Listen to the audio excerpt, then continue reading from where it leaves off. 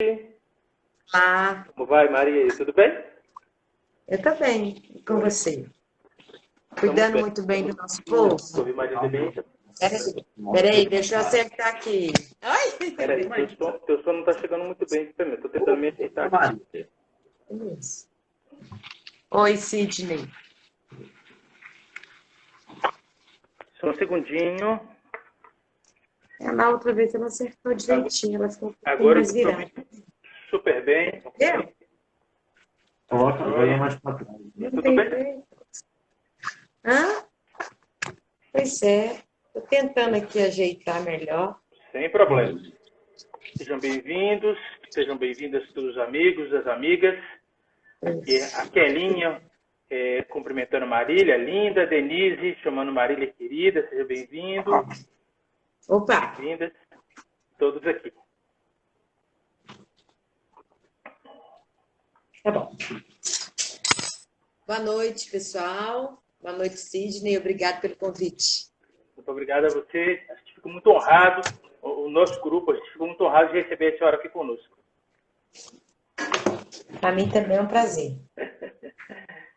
Então, Em tempos de pandemia, de isolamento social, a gente arranja um jeitinho de se encontrar, né? a gente aprendendo novas formas de organização e de participação, né, Marília? É isso mesmo. Então, o objetivo da nossa conversa hoje, nesse momento, dessa live, é a gente conversar um pouco, pensar um pouco da perspectiva da saúde pública e também da perspectiva da política, né? Porque a vida em sociedade é regida pelas diferentes formas de política. Inclusive, a opção por um determinado sistema de saúde é uma opção política também. Então, a gente quer conversar um pouquinho sobre a situação do coronavírus na cidade de Contagem. Mas, antes da gente entrar nessa discussão, Marília, eu gostaria de te perguntar um pouco, uma pergunta do Sidney. O que mudou na sua vida e na vida da sua família esse momento da pandemia? O que vocês tiveram que reorganizar, refazer? Como é que está isso aí? Olha, Sidney, primeiro que todos os filhos vieram para casa, né? Uhum. Por exemplo, a minha filha, que mora fora daqui, veio para cá com a neta, com o marido. Minha mãe também, que tinha quebrado o pé, estava aqui em casa, então a casa lotou, né? E como a gente aderiu ao isolamento logo no início, nós colocamos também as nossas auxiliares diaristas em casa, obviamente recebendo remuneração. Até hoje elas estão em casa e nós assumimos o trabalho doméstico. Então, para mim, coube a responsabilidade de cuidar da alimentação. Então, a parte da manhã toda, eu sempre estou cuidando de fazer almoço, de fazer os quitutes. Eu sou uma boa cozinheira, modéstia à parte. Mas, então, eu me ocupo muito das tarefas domésticas, né? Tudo muito dividido e tal. E tenho trabalhado em casa, virtualmente, seja participando das atividades da Assembleia Legislativa, porque o plenário continua e nós estamos votando os pedidos de calamidade pública, os projetos de lei para garantir amparo à população, né? Então, aprovamos um importante projeto estabelecendo as diretrizes do isolamento, as políticas para o Estado de Minas Gerais.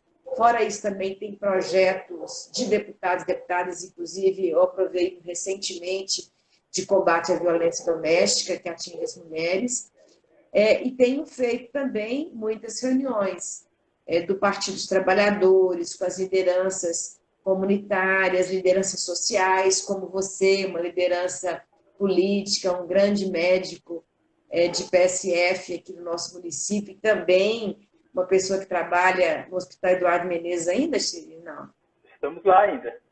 Está lá, né? Já tive a oportunidade de encontrar lá no Eduardo Menezes, em Belo Horizonte. Então, eu tenho me ocupado tarde e noite com as atividades políticas, né, de deputada e também tenho estudado muito, né, aproveitado para atualizar leituras. Então, eu mexo o dia inteiro. Eu acho que eu tenho trabalhado muito mais, né? Com a produtividade razoável, né?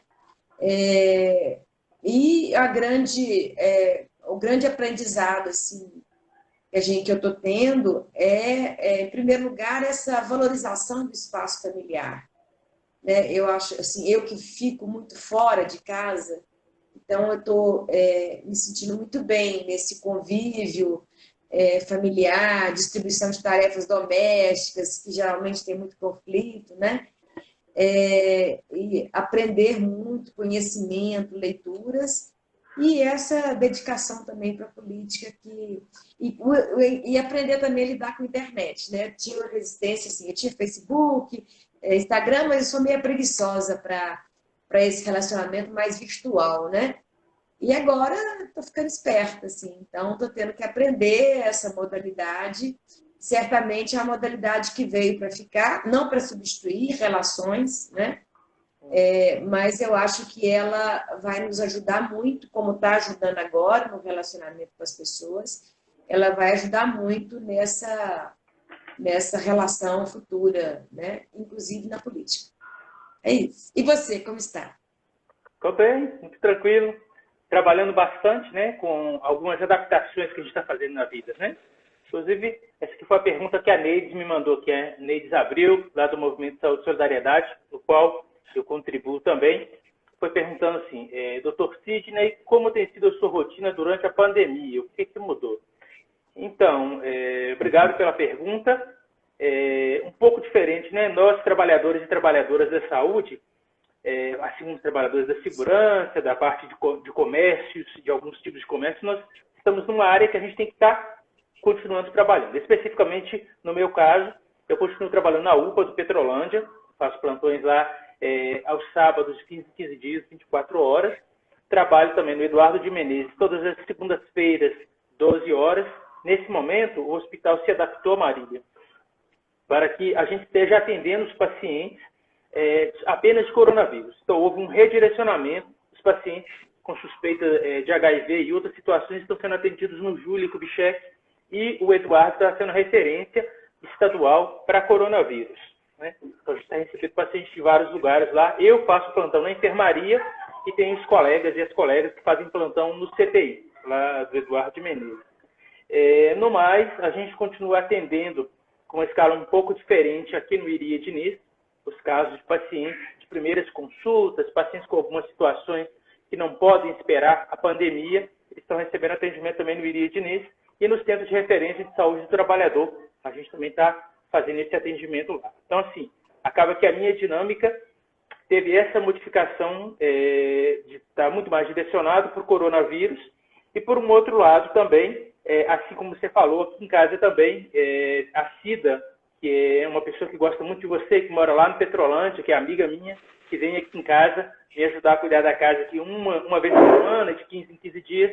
A Cida, nesse momento, pelas questões de saúde e do isolamento social, está ficando na casa dela. Então, aqui eu também estou arrumando casa, lavando vasilha, botando a roupa na máquina, botando no cabide, que já me ensinaram que assim é bom, que a roupa não amassa muito. Não precisa passar. Bota a roupa para secar no cabide, né? Cuidando da casa e seguindo em frente. Nesse momento, eu tenho 2 meninos, né? Porque os meninos têm convivência com algumas pessoas que têm fatores de risco para desenvolver forma grave do coronavírus. Eu tenho ficado sem vê-los, por falta lá dos miudinhos, e até a barba teve que sair, porque a máscara que a gente precisa usar para proteger do coronavírus, se tiver muita barba, a máscara não permite. Mas assim que passar essa pandemia, a gente vai encontrar as pessoas pessoalmente por aí e vamos poder deixar a barba crescer de novo. Marília, eu queria te perguntar um pouco, você já mencionou um pouquinho que a sua dinâmica, você está fazendo o home office, trabalho em casa, a senhora, eu chamo de você, né, Marília? A gente se conhece há mais de 20 anos, né? Muito mais, né? Você menino, ué. Que eu fui jogava bolinha de gude na rua. Que eu fui estudar medicina foi em 2001, a gente já se conhecia há mais tempo. Então, você estava me contando aí um pouco sobre como está o seu regime de trabalho em casa e tudo isso. Eu queria te perguntar um pouco, que você comentasse para mim como está o trabalho lá na Assembleia, né, nesse contexto da pandemia do coronavírus, e também como que está o trabalho do seu gabinete, né? Se o seu gabinete especificamente teve alguma ação específica relacionada ao coronavírus e que ações a Assembleia tem tomado para proteger o povo de toda Minas Gerais, mas é importante a gente falar que o coronavírus acontece muito mais nas regiões urbanas. Nesse momento, a gente tem muito mais casos na região metropolitana de Belo Horizonte do que no restante do estado. Como é que está sendo esse trabalho? Olha, primeiro em relação ao gabinete, a gente tem conversado internamente que, além da gente lutar pelas políticas públicas de amparo, de proteção às pessoas que estão em situação de vulnerabilidade maior, é muito importante que a gente que tem uma situação mais segura, tem casa para morar, tem comida dentro de casa, tem emprego, tem salário, que a gente tenha atitudes de solidariedade. Então, nós orientamos, né, sugerimos, eu inclusive, nós participamos desse movimento em Contagem, o movimento Solidariza Contagem.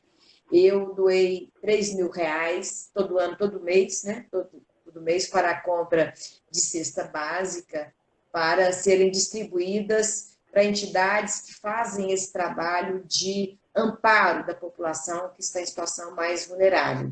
Inclusive, eu acompanhei a prestação de contas e parece que a gente conseguiu fazer uma campanha atingindo em um total de 100 cestas básicas para serem distribuídas. Então, é uma iniciativa importante que eu acho que é fundamental que todos tenham essa postura individual, uma vez que as políticas públicas do governo, elas têm sido muito insuficientes para amparar a população. Nós, na Assembleia, fizemos um projeto guarda-chuva estabelecendo diretrizes para o governo do Estado, para a implementação de políticas públicas. Não vou entrar muito nesse debate, mas a questão central que incide sobre a vida de Contagem nós redirecionamos as emendas parlamentares para priorizar a saúde. Então, aquilo que estava em outras políticas, nós remanejamos e, no meu caso pessoal, Sidney, nós colocamos em Contagem 2019 2020 emendas, recursos de emenda parlamentar que totaliza aí o valor de R$4.278.000 para a Prefeitura de Contagem. Então, 4 milhões da Assembleia Legislativa para Contagem. Então, isso eu enquanto parlamentar, mas também com o deputado federal Rogério Correia, que nós, inclusive, o ajudamos aqui em Contagem, que ele também utilizasse recurso de emenda parlamentar para beneficiar a cidade de Contagem. E ele me disse que destinou R$400.000 para a Contagem. Então, a gente tem feito esse esforço, porque não basta só fazer a gestão da saúde, você sabe muito bem, nós precisamos de recurso para comprar medicamento, recurso para comprar ventilador, recursos para montar estrutura, não apenas para cuidar daquele paciente que está com o vírus, mas aquele que precisa de um atendimento de UTI, né, que geralmente está ficando em torno de 30 dias internado, né, dependendo da situação. Então, a gente tem feito esse esforço, como tem feito o esforço também de pressionar o governo federal, juntamente com os deputados federais e senadores, para garantir amparo. Porque a situação do Estado de Minas Gerais, como a situação das prefeituras, não é uma situação tranquila. E aí, eu não sou da base aliada, eu sou oposição, mas não é porque eu sou oposição ao governo que eu não vou me aliar a ele neste momento para garantir o interesse do povo de Minas Gerais. Então, eu estou junto para enfrentar a crise junto, seja da prefeitura, seja do governo do Estado, para a gente juntar esforços, dar as mãos para defender a vida das pessoas, né? Então, nós estamos... o Estado, por exemplo, ele tinha um déficit de 13 bilhões. Com a pandemia, deixou de arrecadar 7,5 bilhões. Então, o déficit vai para 20 bilhões. Então, como é que o Estado pode ajudar? Ele só poderá ajudar se vier recurso federal. Porque não adianta ficar batendo, é porque o governo não ajuda, porque o governo não ajuda. Sim. Não ajuda também porque não tem. Quem tem hoje é o governo federal, é o governo Bolsonaro. Então, nós estamos também fazendo uma pressão, e se hoje, né, foi liberado o auxílio emergencial de R$ 600 a R$ 1.200, é porque houve pressão. Né? A proposta anterior do governo federal era de R$ 200, tanto foi a nossa pressão que foi para R$ 600, em alguns casos R$ 1.200. Só que tem um problema aí, Cid. Eu sei, eu até gravei um vídeo hoje. Uma coisa interessante que eu queria lembrar é que esse recurso, né, que foi aprovado de 600, você já falou, a presidência queria que fosse apenas R$ 200. É interessante lembrar que quem iniciou toda essa discussão da renda básica é o Eduardo Suplicy, que foi senador há muitos anos atrás, pelo PT no passado, que tem uma luta, toda uma história ao redor da renda básica, que essa renda seria fornecida para todas as pessoas, independente da renda que a pessoa já recebe, mas essa seria uma renda mínima para sobrevivência, para água, para luz, para comida e para aqueles que pagassem o aluguel. Então, assim, acaba sendo um avanço, mesmo nesse conjunto de retrocesso que a gente está tendo. Essa é uma discussão importante para estar retornando para o Brasil. Eu recebi uma pergunta aqui, comenta bem o seguinte, doutor só antes, Sidney, é importante denunciar. Importante denunciar. 96 milhões de brasileiros se inscreveram nesse programa. 46 milhões ficaram de fora, porque os CPFs foram indeferidos. Então, é muito importante que a população pressione, porque senão essas pessoas não vão bancar o isolamento. Porque como é que um trabalhador informal consegue sobreviver sem esse auxílio? Como é que uma diarista consegue sobreviver sem o auxílio? Então, é muito importante para garantir o isolamento e, portanto, a vida, que o governo federal ampare essas pessoas. Pois não. É interessante porque uma das pessoas que eu atendo no meu trabalho falou o seguinte, doutor Sidney, olha a minha situação. Eu me inscrevi assim que foi lançada essa proposta do auxílio emergencial e aí eu recebi a resposta de que sim, eu posso receber o auxílio. Porém, eu como empreendedor individual, eu estou devendo um conjunto de prestações que eu não consegui pagar. Então eu preciso pagar uma de R$ 160 e uma de R$ 70 no mínimo para que eu possa me habilitar a receber os 600. O problema é que eu estou morando de aluguel e não consigo nem pagar o meu aluguel. Ou seja, foi feito de um modo também que, além de ser um valor abaixo do que de fato as pessoas necessitam para que elas estejam em casa protegidas, esse valor também foi criado uma série de dificuldades para as pessoas recebê-las. Inclusive, estava vetado para aquele cidadão e cidadã que não tinha feito a biometria. Isso foi modificado. Mas isso aí é uma questão que a gente não pode se dar por vencida, a gente tem que continuar lutando para garantir a ampliação desse benefício, inclusive que ele não seja feito pagamento parcelado, mas que seja feito pagamento integral de uma única só vez, para evitar essas filas, né, que a gente está vendo aí pela cidade, essa aglomeração de pessoas. Que são o contrário do que a gente precisa nesse momento, né? De manter o distanciamento, de manter o isolamento social. Eu recebi uma pergunta aqui, que foi feita pelo Felipe. Felipe, aqui do Fonte Grande, meu vizinho, meu amigo. Abraço, Felipe. Obrigado por ter enviado a pergunta. Doutor Sidney, como é que está a situação em Contagem no enfrentamento do coronavírus? Então, a cidade de Contagem, que é uma cidade hoje de mais de 630 mil habitantes, tem uma organização própria, mas a sistematização, Felipe, dos dados do coronavírus está sendo feita a partir da coleta do PCR, da reação em cadeia da polimerase, que é o suave nasal, que é colhido dos pacientes, e enviado lá para Belo Horizonte, a FUNED, que faz esse processamento. Então, os dados de Contagem, os de hoje, eu não consegui, Felipe, eu consegui do dia 3. Contagem tem 3.956 pessoas suspeitas de coronavírus, 54 confirmados, e entre esses 54 nós temos 3 óbitos até esse momento, 2 profissionais de saúde, inclusive, desses 3, e um óbito que ainda está em investigação. Essa é a situação de Contagem até o dia 3. Houveram algumas ações aí da Prefeitura que, nesse momento, a gente não nos cabe julgá-las, mas eu acho que é importante a gente mencionar, né? A Prefeitura separou um CTI de 19 leitos para atender só pacientes com coronavírus lá no Hospital Municipal. mais 40 leitos de enfermaria também para coronavírus. A unidade 16 também está com 20 leitos só para coronavírus. E o Hospital Santa Helena também foi, nesse momento de crise, foi absorvido aí pela Prefeitura para estar atendendo o coronavírus. E esses 4 milhões de reais, Marília, que você menciona aí das suas emendas parlamentares, com certeza serão muito importantes para a cidade conseguir oferecer para os pacientes o atendimento de qualidade durante o coronavírus e também para as trabalhadoras, para os trabalhadores, os equipamentos de segurança, os respiradores, para poder atender bem os seus pacientes. Aqui temos mais uma pergunta aqui, Marília, para você.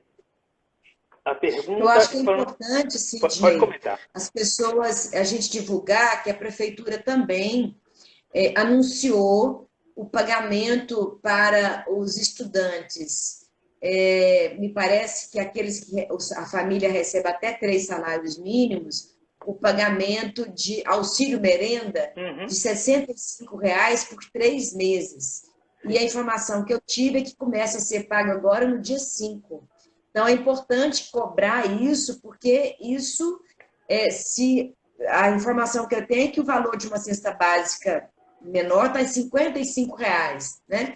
Então, R$ 65 seria uma ajuda importante para aquelas famílias que estão em situação mais vulnerável. Eu acho que a Prefeitura de Contagem teve uma atitude importante de bancar o isolamento, de anunciar encargo de som, porque isso é desgastante, de anunciar essa questão da merenda, as medidas que houve em nível de saúde, eu não sei se são o suficiente, mas, por exemplo, Betim disponibilizou mais de 100 leitos, né? Agora, Contagem me parece que está aí com 60 leitos para a internação hospitalar de UTI, né? Então, não sei se isso é suficiente, mas a gente tem que registrar que houve iniciativa por parte da Prefeitura e, nesse momento, eu estou muito focada em cobrar que o benefício chegue, em cobrar que o tratamento seja garantido, em cobrar que a assistência social seja garantida. E é isso que todo mundo tem que fazer, se informar. Vai lá no site da Prefeitura, verifica quais são os benefícios, as lideranças ajudam a divulgar para a população poder cobrar, porque isolamento social não pode ser feito apenas por aqueles que têm situação garantida, tem que ser feita pelos mais pobres também, né? Hoje eu vi uma declaração terrível de uma pessoa que abonada, né? Dizendo assim, agora a situação está resolvida, porque dos ricos o tratamento já foi garantido. E justamente agora que começa a entrar um pouco mais na periferia. Então, acho que é muito importante a gente garantir os benefícios. Exatamente. A pergunta para você é exatamente essa. Obrigado pela sua avaliação, eu também avalio. Eu acho que esse momento da pandemia, ele é um momento da gente estar, além dos questionamentos ideológicos de direcionamento, a gente pensar objetivamente o que está sendo feito para que as pessoas sejam protegidas, né? E eu ressalto que sim, a Prefeitura de Contagem tem tido algumas ações muito interessantes, na minha opinião, né? Seguindo, por exemplo, o exemplo de Belo Horizonte, né? Que foi a primeira que determinou a questão do isolamento em casa, foi a primeira que determinou a questão da conversão da merenda em cesta básica das famílias, a Prefeitura de Contagem também está fazendo a parte dela. Isso é muito importante. Eu acho, Sidney, as lideranças deveriam, vereadores, vereadoras, né, as lideranças políticas deveriam cobrar da Prefeitura uma ação, talvez nos CRAs, né, nas escolas, de por que os CPFs estão sendo rejeitados, sendo indefinidos, né? Por que a pessoa não está recebendo o auxílio merenda? Cobrar mais o critério, porque nós precisamos ampliar que o benefício chegue para o maior número de pessoas. Quem tem fome tem sede, né?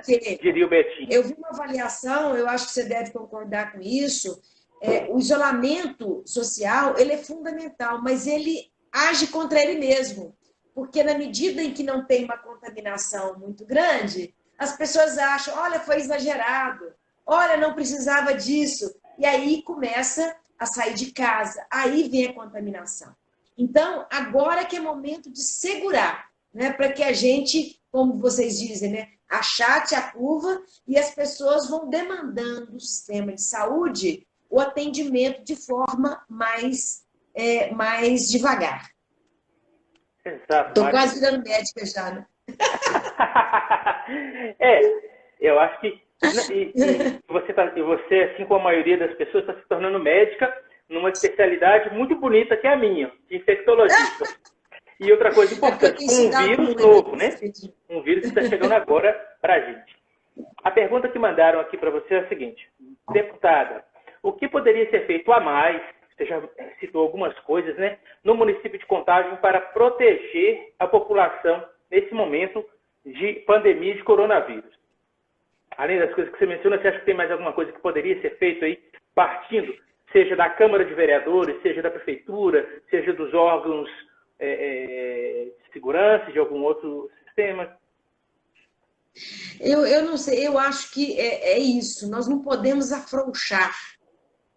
Não basta falar assim, a prefeitura vai multar, a prefeitura vai pessoas que não têm dinheiro, fechar o estabelecimento. Pessoas que não têm dinheiro, né? Como é que elas vão pagar a multa, inclusive? Né? Pois é, então, por exemplo, a prefeitura adiou os prazos para cobrança de tributo, é importante. Mas é importante fazer as campanhas também. Então, a prefeitura tem que utilizar da mídia que ela tem à sua disposição para fazer essa campanha, né? Porque senão começa a afrouxar. E quando começa a afrouxar, não tem fiscalização que suporte, né? É aquela história. A loja pode até abrir, mas não vai aparecer ninguém para comprar. Então, a população tem que saber que ela tem que se proteger. Nós temos que cobrar da prefeitura, do governo do estado, do governo federal, o amparo, mas a população tem que ter consciência de que ela não pode afrouxar. Então, exercício físico faz em casa, né? Meu cabelo está todo branco, eu mesmo que estou pintando. Está grande, não cortei. Eu cortei a barba do meu filho, nunca peguei uma tesoura. A gente está assim, não faz mais a unha, né? Por quê? Porque isso, você sabe, né? Você sabe isso melhor do que eu, nós não podemos brincar com essa história. Com certeza. Né? Então, eu acho que tem que fazer essa campanha mais cotidiana, entendeu? E eu estou muito preocupada também com a dengue, porque é época desse mosquito começar a picar, né? Junta dengue, junta coronavírus, o novo coronavírus, o que não vai virar? E junto o frio, que geralmente tem problema de doença respiratória, não é? Então, eu acho que a prefeitura tem que intensificar, né? Olha, fique em casa mesmo, não somente as pessoas mais idosas. Por quê? Porque o jovem vai na rua, ele traz o vírus para dentro de casa. Por exemplo, eu sou mais imune, mas minha mãe está aqui. Então, eu posso não pegar, mas eu posso trazer o vírus para dentro de casa. Né? A gente tem que ter preocupação com a gente, com o outro, né? Eu acho muito importante a prefeitura intensificar a campanha. O carro de som é importante, sim, mas um panfleto, eu não sei como é que a mídia social, né? A mídia virtual, acho que é fundamental esse tipo de campanha. Uhum. Marília, eu tenho uma opinião. Uma pessoa comentou comigo agora há pouco, quando a gente estava aqui se preparando para começar a live, falando o seguinte: olha, Sidney, eu passei pela João César hoje, eu vi diversas lojas abertas. Eu vi loja que vende capa de celular aberta, eu vi loja que vende, além de farmácias, padarias, lugares que vendem produtos essenciais, tinham vários serviços não essenciais abertos. Eu acho, Marília, que a gente poderia testar aqui, assim como foi testado em Ipatinga, por exemplo, foi testado diferentes formas que você pode abrir alguns comércios durante alguns horários no dia. Uma outra questão interessante, que eu acho muito importante, que a prefeitura, eu não sei se através da guarda municipal, de algum outro serviço poderia fazer, seria de fato a fiscalização da quantidade de pessoas que estão nos estabelecimentos, o respeito à distância das pessoas, o uso das máscaras, né? Tudo isso é importante. Agora, você comentou uma coisa bem interessante, Marília.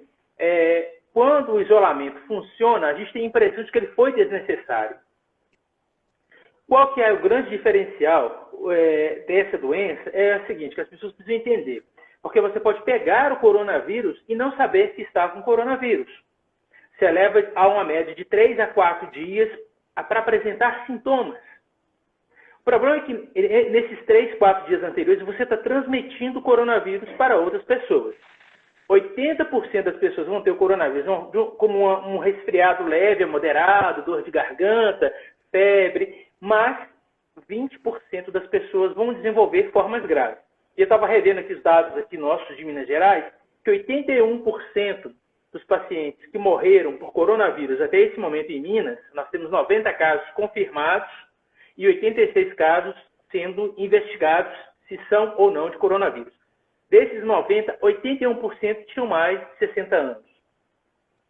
Não quer dizer que esses 81% são os que foram à rua e contraíram coronavírus. Muito provavelmente eles podem ter adquirido coronavírus de familiares que saíram, adquiriram o vírus e transmitiram de forma assintomática. E o coronavírus, além de ser transmitido pela via respiratória, quando a gente fica a menos de 1 metro, 1,5 metro das pessoas, ele também é transmitido pela superfície. Então, muitas vezes a pessoa transmite coronavírus para os familiares sem perceber que estão fazendo isso. Então, o isolamento social ele é muito importante, sim, nesse ponto de vista. Uma outra coisa que eu acho que a gestão podia estar tentando fazer para melhorar isso aí seria a questão de combinar com a cobrança do uso da máscara, né, que ela já é obrigatória nesse momento em Contagem, em Belo Horizonte, em Betim. Eu acho que tem que ser reforçado o uso da máscara e manter a distância. Por exemplo, fila de banco, eu trabalho no Iria Diniz, eu saio, tem aquele Santander lá atrás, a fila, ela às vezes chega até no quarteirão da João César, sendo que as pessoas não estão respeitando essa distância entre elas. Tem uma outra pergunta aqui. Essa pergunta acaba que você respondeu um pouco. Mas essa questão da flexibilização que você Sim. coloca do isolamento, Sim. eu não tenho na questão do isolamento como uma questão de princípio, ok? Sim. Eu acho que ele é necessário, você flexibiliza ou não, dependendo do estudo científico. Uhum. Eu não tenho condição de fazer isso. O que eu sei que tem hoje é que nós não temos um acompanhamento, de fato, daquilo que é infecção por coronavírus ou não. Existe uma subestimação de óbitos, de contaminação. Por quê? Porque não tem tido testes, né? Os testes não estão sendo feitos o suficientes, nem por amostragem, né? E isso é uma realidade do Estado e do Brasil, né? Que, inclusive, expressa pelo secretário de Saúde na Assembleia Legislativa. Então, o Belo Horizonte, por exemplo, colocou nos jornais que deverá começar a flexibilização a partir do dia 25. Então, é uma responsabilidade do prefeito que tem lá o seu comitê, né, que analisa os dados, que analisa, né, e vai discutir essa questão. Então, quando você coloca, olha, podíamos fazer assim, assado, eu não tenho condição de opinar, mas certamente você que é um infectologista tem melhores condições. E eu cito uma questão que eu tenho sido muito procurada e eu fico assim, com o coração na mão, né? Porque os supermercados, eles podem vender. Então, eu fui, por exemplo, eu faço as compras aqui em casa, né? Então, eles colocam uma limitação, no máximo 300 pessoas lá no BH, né? E dão um crachá para controlar o número de pessoas. Uma plaquinha, né? Fica no seu carrinho durante a compra. E lá eles vendem fruta, verdura, tudo, não é isso? Agora, o pessoal do hortifruti granjeiro das feiras não podem vender. E é o pessoal que depende daquela venda para sobreviver. Então, eu estou levantando uma questão porque eu não tenho saída para isso. Mas eu acho que merece um estudo. Por exemplo, Belo Horizonte liberou, só que lá não é concentrado igual é aqui. Lá são pontos, né? Onde as feiras são de hortifruti, não são misturadas, né? De hortifruti fazem a venda e aí as famílias conseguem ser sustentadas. Mas deixa aí essa questão, porque eu frequento feiras e sou freguesa, né? E as pessoas têm me procurado, mas eu, infelizmente, não tenho como me posicionar. Seria leviano da minha parte, falar, olha, abre, não abre, porque quem está na prefeitura é quem tem condição de avaliar com dados, né, com gráficos, o que pode ser liberado, o que não pode. Mas eu deixo aí esse problema do pessoal de economia solidária, do pessoal de hortifruti granjeiro de feiras, né, dessa economia informal, né, que não está tendo o amparo necessário e que depende, né, para sobreviver dessa comercialização de produtos. É uma questão muito importante, bacana, muito interessante. Essa iniciativa que eu comentei com você, por exemplo, em alguns outros lugares, algumas cidades no mundo, por exemplo, a gente sabe que quando as pessoas ficam confinadas muito tempo dentro de casa, em grandes grupos ou sozinho, com uma ou duas pessoas, aumenta o estresse, aumenta a ansiedade, existe uma piora da qualidade de vida das pessoas. Sobretudo naquelas que são muito ativos, de ir para a rua, de andar, de ficar grandes períodos fora de casa. Então, você sente mesmo assim, gente, eu tô... tem até uma frase dizendo, estou pegando uma raiva, né, danada desse coronavírus. Tem um monte de meme nesse momento falando isso, né? Então, tem algumas cidades, por exemplo, que estão estudando a possibilidade das pessoas fazerem exercícios pela noite, no máximo, 1 ou 2 pessoas, e aí, nesses lugares, eles estão, por exemplo, colocando a guarda municipal para reforçar o patrulhamento à noite, nesses locais onde as pessoas vão fazer exercícios, né? Tem outras iniciativas, por exemplo, como eu mencionei de lá, da região do Vale do Aço, que o pessoal estabeleceu horários nos quais alguns estabelecimentos funcionam. Não é discriminando, mas para proteger, por exemplo, eles estão pedindo que pessoas com menos de 60 anos não frequentem esses espaços. Uma outra coisa importante também são as entregas em casa, os deliveries, né? A pessoa pedir a entrega, seja do hortifruti, seja a entrega, ou então aqui uma padaria aqui na região central de Contagem, foi o seguinte, você faz a sua solicitação e a gente leva no carro o seu produto, a maquininha, você digita a senha e vai embora para a tua casa. Mas uma questão que eu pergunto para você, Cid, por exemplo, eu vi uma entrevista do prefeito Betim. Sim. Ele disse, agora Betim pode flexibilizar, porque nós montamos uma estrutura de atendimento de saúde para a população, né, que vai garantir se tiver uma sobrecarga no sistema. Contagem tem essa estrutura garantida? Isso eu não tenho condição de avaliar. Entendeu? Eu não sei se Betim tem, mas essa foi a justificativa, né? Porque eles montaram onde deveria ser a maternidade, eles montaram uma estrutura para atendimento com mais de 100 leitos. Essa é a realidade de Contagem? Eu não sei. Né? Porque a discussão, eu não sei se você concorda comigo, pelo que eu já li, não é que o vírus mata. O vírus mata se você não garantir o tratamento, né? Daquele que precisa. Ou não? Não? Tá. Bom esclarecer isso. Vamos conversar sobre isso. Entendeu? Porque o que eu tenho visto, por exemplo, a realidade de Manaus, as pessoas estão morrendo dentro de casa. Né? Por quê? Porque não tem uma estrutura hospitalar de atendimento. Né? E quando a gente fala o problema é a sobrecarga do sistema de saúde, né? É isso mesmo ou não é isso? Né? Então, acho que vocês é que têm que definir. Né? Eu não tenho condição de definir, mas vocês da área da saúde têm que orientar. Olha, isso pode, isso não pode. E o prefeito tem que obedecer. Sobre Manaus, uma coisa importante que eu quero dizer é que o atual prefeito de Manaus, Arthur Virgílio, foi uma das pessoas que ajudou, né? Ele era senador no momento, quando ele ajudou a acabar com a CPMF, que tinha destinado, naquele momento, os recursos completamente da CPMF eram para manter o Sistema Único de Saúde. Então, ele foi uma das pessoas que contribuiu para isso. O atual presidente da República era deputado federal quando votou a favor, por exemplo, do congelamento durante 20 anos dos gastos com o Sistema Único de Saúde. Né? Então, eu acho que é importante a gente pensar também nisso. Essa questão, Marília, de que o vírus mata se você não tiver a estrutura para cuidar das pessoas, nós temos que ter muito cuidado com isso. Vamos tentar pensar? A Itália, lá, com seus mais de 27 mil pessoas morrendo por conta do coronavírus, tem uma população de idosos altíssima. A Itália não tem sistema de saúde para cuidar das pessoas.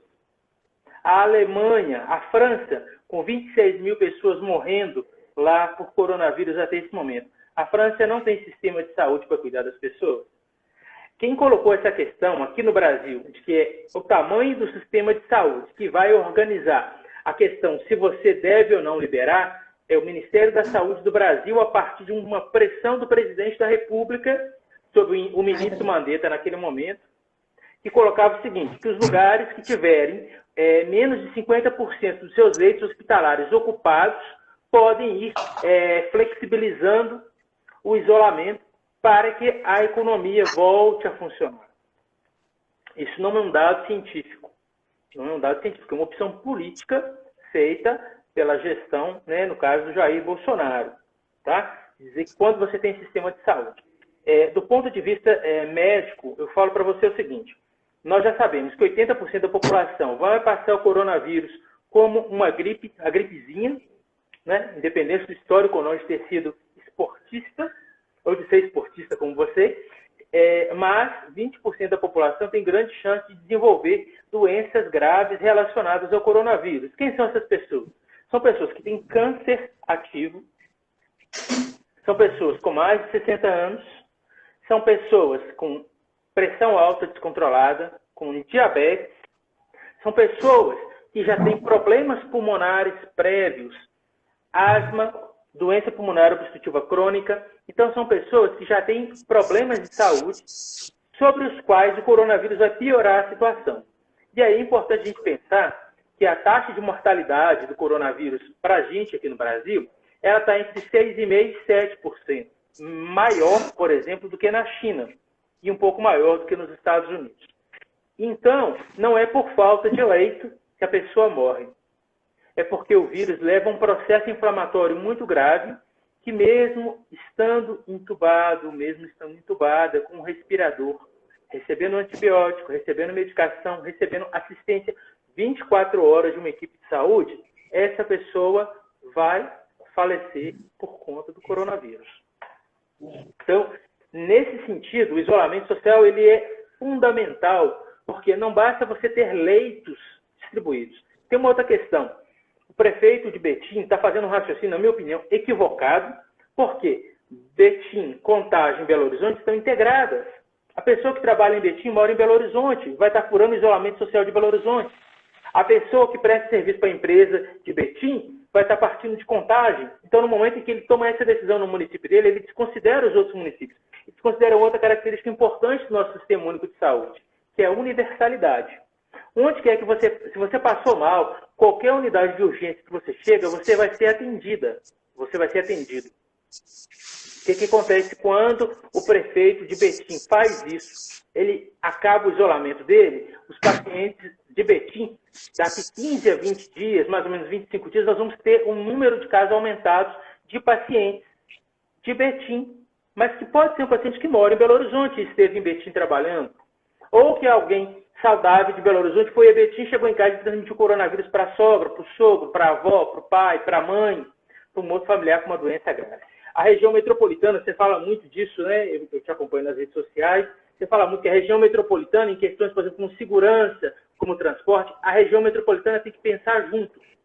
Né? Não serve de nada para nós acharmos que a Prefeitura de Betim, sozinha, com hospital de campanha, vai conseguir garantir atendimento de qualidade para as pessoas. Porque nós temos mais uma coisa, Marília, mão de obra limitada.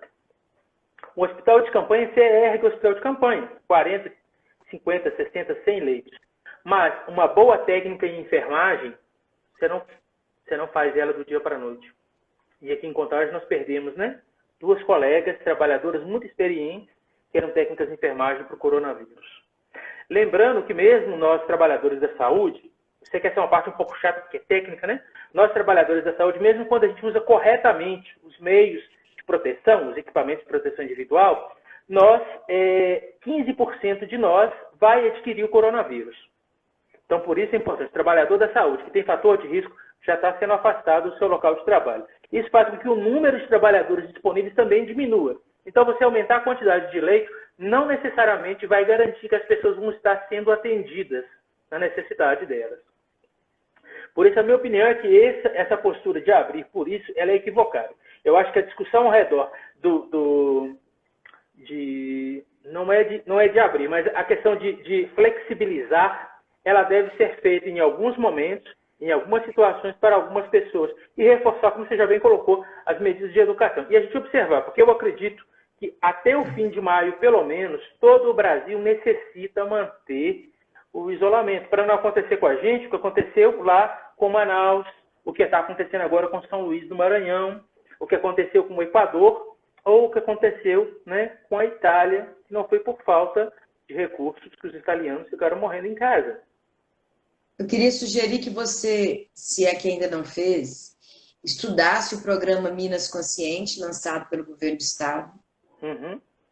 que a gente tem criticado muito ele, mas eu acho que era importante você, como uma pessoa da área, pudesse nos ajudar a posicionar, né? Como eu disse, a gente não pode politizar esse debate. Sim, Nós com temos que certeza. ajudar as deficiências, porque aqui o que tem que interessar é defender o bem comum, a saúde das pessoas. Então, eu queria que você desse uma estudada nisso. Eu queria também falar de um assunto, Sidney, porque nós estamos na política, né? Você não é um representante ainda, né? Mas político, mas é uma liderança política, né? De categoria importante, liderança social importante. Saúde sempre é muito debatido em processos eleitorais, né? E todo mundo fala, eu tenho compromisso com a saúde, eu, né, defendo a saúde. Aí, você elege um deputado federal, você elege um senador, e ele vai lá e vota a favor do teto dos gastos públicos. Então, é importante que agora o cidadão comece a cobrar desses políticos, porque o SUS ele foi enfraquecido muito com o teto dos gastos públicos. Por quê? Porque o SUS perdeu 20 bilhões. Então, quando perde 20 bilhões, falta remédio, não paga bem os médicos, né? Falta equipamento, não tem mutirão para consulta especializada, para cirurgia, ok? Então, é muito importante que aquele que fala que defende a saúde não é porque ele vai lá e garante um atendimento do paciente dele.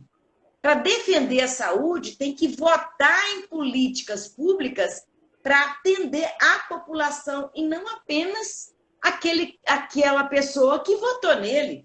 Sim. Porque a gente vê muita gente fazer isso, né? Eu defendo a educação, então eu vou lá e garanto uma vaga para o filho do amigo meu. Aí eu defendo a saúde, então eu vou lá e compro um medicamento para aquela pessoa que votou em mim. Isso não é defender a saúde, isso não é defender a população, porque o que a população precisa é do médico dentro do posto, da enfermeira dentro do posto, do medicamento na farmácia, do hospital, da consulta. E isso é recurso, isso é orçamento. Então, quando as pessoas forem escolher alguém para votar, tem que falar o seguinte, qual que é a posição dela para votar o orçamento municipal, o orçamento do Estado, o orçamento da União, porque política pública só faz com recurso público.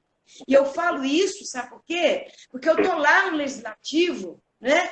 E a gente está assim, ó, suando para defender política pública para quem precisa, e não ficar transformando a política num grande balcão de negócio, entendeu? Então, acho que é muito importante a gente fazer essa campanha de esclarecimento. Está aí, ó. Por que hoje a saúde está desestruturada? Porque teve um monte de deputado federal e um monte de senador que votou para arrochar os recursos para as políticas públicas. Né? Com certeza, Marília. Nós, né, você me conhece, um pouquinho da minha história, da minha formação, desde que eu voltei de lá de Cuba, eu sempre trabalhei no Sistema Único de Saúde, né? Sou médico da SUSI, né? A gente fala às vezes brincando. Então, a gente tem o nosso compromisso com o Sistema Único de Saúde e é muito importante, sabe, Marília, lembrar as pessoas que em grandes momentos de crise no mundo todo, a gente vê exatamente as pessoas que desprezam a presença de um Estado organizado, de um Estado republicano, de um Estado laico, a gente vê as pessoas requerendo esse Estado para solucionar. Um exemplo claro para mim foi a grande crise de 2008, a crise econômica mundial, no qual foi necessária a intervenção de Estados no mundo inteiro, importante papel da China, importante papel dos Estados Unidos e também importante papel do Estado brasileiro aqui, para que os brasileiros não passassem por aquela crise numa situação tão ruim. E esse momento atual, Marília, que a gente está passando, da epidemia do coronavírus, a gente vê, por exemplo, o primeiro-ministro da Inglaterra, ele esteve doente por coronavírus e ele mencionou, né, que o que salvou a vida dele foi o NIH, que é o sistema público, que é o SUS deles, né? Então, acho importante a gente levantar essa questão da defesa de políticas públicas de segurança, de alimentação, de renda, de saúde, contra a violência em relação às mulheres, porque é isso, é o Estado a serviço do bem-estar das pessoas, que é o papel do Estado, e não ser um papel apenas indutor de empresas, apenas de outros sentidos. Eu tenho mais uma pergunta aqui para você, o nosso horário está quase acabando. Deputada, essa pergunta é muito importante. O que pode ser feito de forma criativa, sem gerar muitas dívidas para o município, para reativar a economia de contagem após a epidemia do coronavírus? Olha que pergunta interessante. Porque o mundo inteiro vai ser afetado pelo coronavírus. Todas as economias, a da Inglaterra, da Alemanha, todas elas. E a nossa, como é que vai ser? Eu acho, Contagem não é uma cidade que não tem recursos, né? Nós temos uma boa arrecadação de CMS, não que dê para fazer tudo que a gente quer, mas é uma cidade que tem arrecadação, né? Agora, as pessoas precisam de emprego, né? Reativar a economia significa o quê? As pessoas recuperar emprego e recuperar renda. Nós hoje estamos com o quê? Com 13, 14 milhões de desempregados. Aqui em Contagem, o desemprego é muito grande. Comércio, na indústria. Então, para a economia voltar a ser aquecida com justiça social, nós precisamos de um projeto que venha de cima para baixo, onde o investimento público seja retomado para ele induzir o investimento privado. Na época do governo Lula, a gente tem que lembrar disso. O que a gente tinha? Você não achava um pedreiro para pintar sua casa? Por quê? Porque tinha obra de moradia, construção civil ativada, não era? Então, você tinha programas como Minha Casa Minha Vida, aquecendo, gerando emprego. Você tinha obras de saneamento público, infraestrutura, pavimentação asfáltica, obras da educação, particularmente educação infantil, obras de construção de UBSs. Então, hoje eu diria que um novo projeto, né, tem que ser implementado no sentido de retomar o investimento público. Aí as cidades poderão ter mais emprego, tendo mais emprego tem renda e passa a consumir, e, portanto, demandar mais da atividade industrial. Então, Contagem tem que fazer esse movimento, participar, pressionar politicamente pela retomada do investimento público. Joia. Marília, muito obrigado. Nosso tempo aqui, faltam uns 5 minutinhos para a gente terminar. Aí veio uma pergunta aqui para mim, o seguinte, Dr. Sidney, há subnotificação de casos em Contagem? Isso poderia ser diferente? A subnotificação, infelizmente, ela não é só em Contagem, ela é no estado todo, ela é no município todo, só um minutinho, no município todo, no estado todo, no país todo, porque, infelizmente, o Brasil está testando muito menos coronavírus do que ele necessita, né? Então, infelizmente, a distribuição da pesquisa do coronavírus do modo mais eficaz que existe hoje em dia, que é a reação em cadeia da polimerase, que é o chamado PCR, que é efeito suave nasal, ele está sendo distribuído só pelo Ministério da Saúde para os estados, e os estados distribuindo para os municípios. E a capacidade nossa de testagem ela não está sendo aumentada de acordo com o número de casos. Então, sim, a gente tem subnotificação. Agora, eu acho importante que a maioria dos casos de óbitos que acontecerem nesse momento com sintomas, com sinais, com características parecidas de coronavírus, vão ser pesquisados coronavírus. Então, a gente tem essa esperança. Marília, eu queria te fazer um convite agora. A gente está recebendo aqui várias perguntas aqui na nossa caixa de respostas. A gente poderia olhar algumas perguntinhas dessas para a gente responder junto? Pode ser? Algumas desafiantes. Tem mais de 70 pessoas aí, hein? Não é isso? Participando dessa live? Espera aí, deixa eu ver aqui como é que eu faço aqui para abrir as perguntas. Espera aí. Felipe está me ajudando aqui. Ok. Deixa eu ver aqui uma primeira pergunta. Pergunta do Robson. Robson é professor de filosofia lá no pré-ENEM do Movimento de Saúde e Solidariedade. Focus, é o nome do nosso pré-ENEM. Deputado e doutor Sidney, comentem sobre a portaria do Ministério da Saúde e do Conselho Nacional de Justiça que autoriza o enterro, cremação de corpos antes mesmo da emissão das certidões de óbito. Você quer falar sobre isso? Então, Robson, essa Na verdade, tudo isso está sendo feito por causa da questão da infecção, né? Uhum, sim. É uma questão que eu não tenho condição de avaliar. Eu acho isso, assim, terrível, mas eu não tenho condição de avaliar como que, se isso é de fato necessário, sabe? Sim.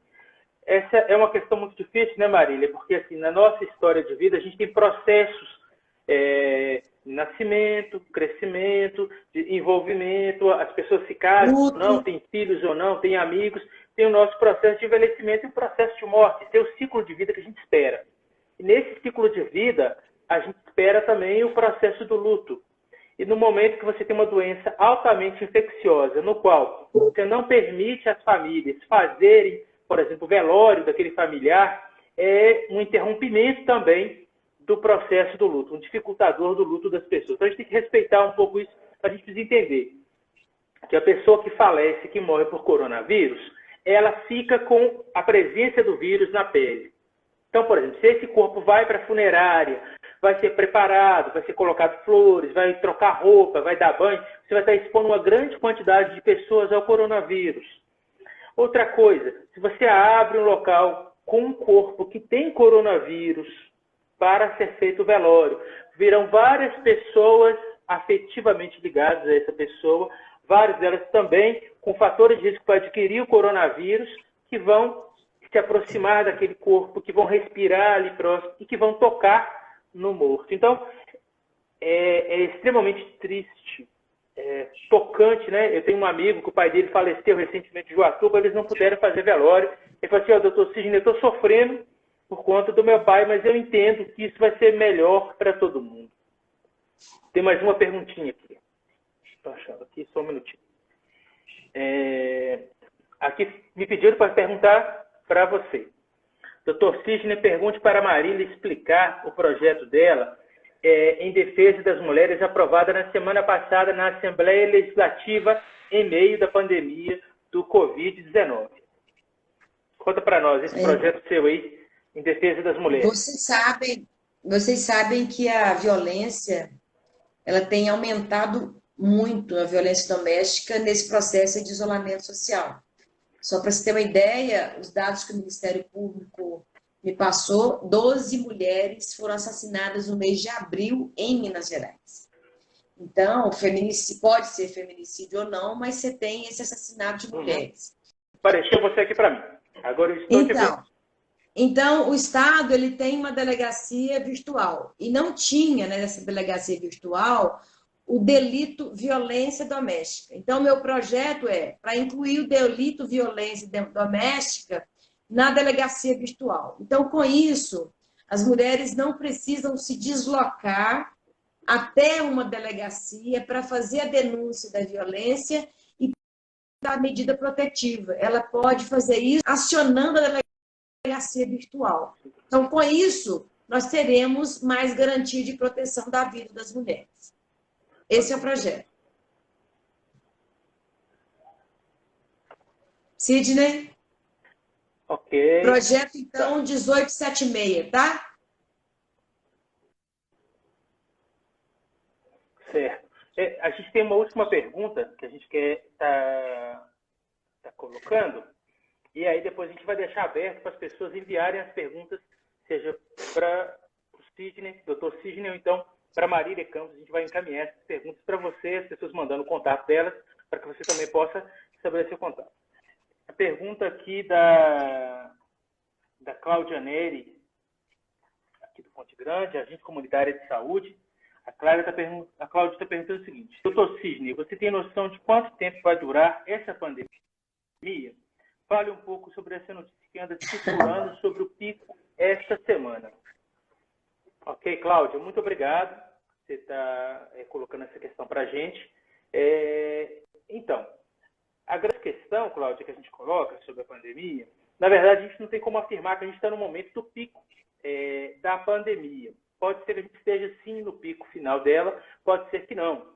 Agora, qual que é a questão importante? É que depois a gente tem um período, Cláudia, ao redor de 15 a 20 dias para a gente perceber o aumento do número de casos. O que acontece nesse sentido? Se nesse momento de garantir um isolamento social adequado, o que vai acontecer? Nós vamos ter um tempo, uma curva de casos menor, e o sistema de saúde vai absorver esses casos e as pessoas vão conseguir serem atendidas de modo adequado para o coronavírus. Se a gente não consegue fazer o isolamento social, se as pessoas saem para a rua, se acontece a infecção sintomática ou assintomática, a pessoa vai trazer para casa o vírus e a gente vai ter um reflexo disso dentro de alguns dias. Então, na verdade, o que a gente vai poder testar, se a gente conseguir manter o isolamento social como deve ser, vai observar daqui um período a diminuição de casos e aí sim estudar estratégias para flexibilizar o isolamento social. Marília, eu queria abrir para você, se você quiser fazer suas últimas considerações. Muito obrigado pela sua disposição, sua disponibilidade de estar aqui conosco nessa conversa com o Dr. Sidney. E que é você que está nos acompanhando em casa, nós vamos disponibilizar essa live no nosso YouTube. Vamos ter ela também disponibilizada lá no nosso Facebook. Mas você entra no YouTube, procura lá Dr. Sidney Contagem, você vai poder acompanhar as discussões.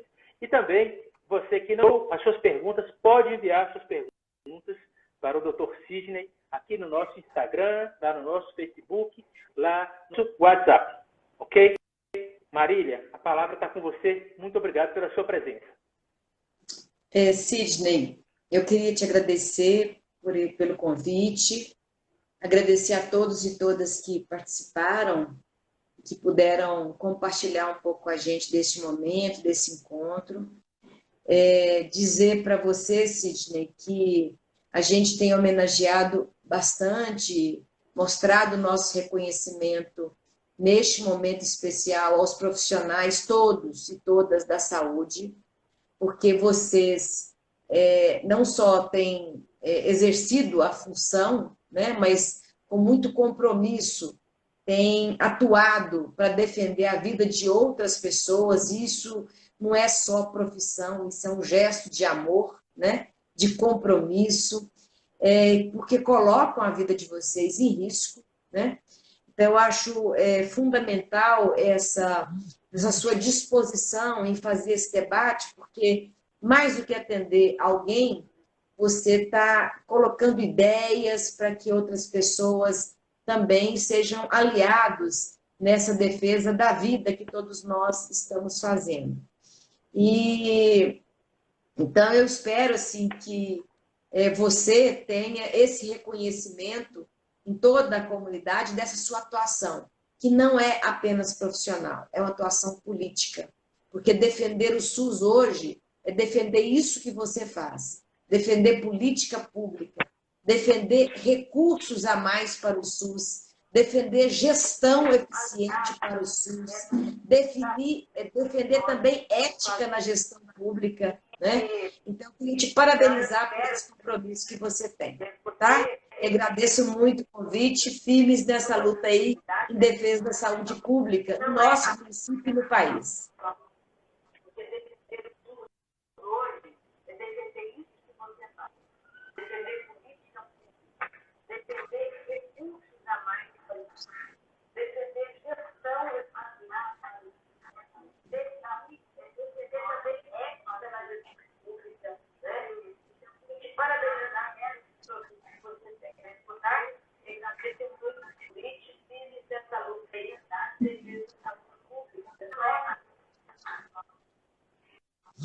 Muito obrigado, boa noite, obrigado a vocês que nos acompanharam. Até a próxima.